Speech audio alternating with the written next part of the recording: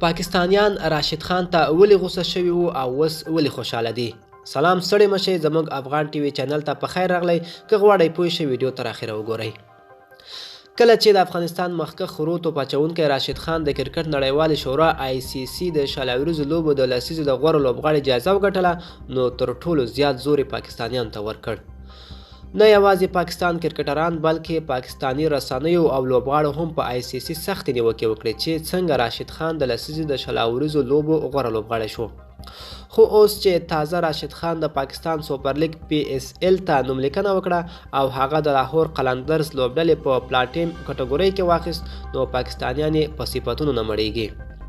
تیره شپه د PSL د ډرافت مراسمو پر مهال هم بیا د راشد خان یادونه کېده او ویل کېدل چې د راشد خان، مجیب الرحمن او محمد نبي دې سیالیو کې په اخیستلو به سږکال دا سیالۍ لا ډېرې په زړه پورې شي.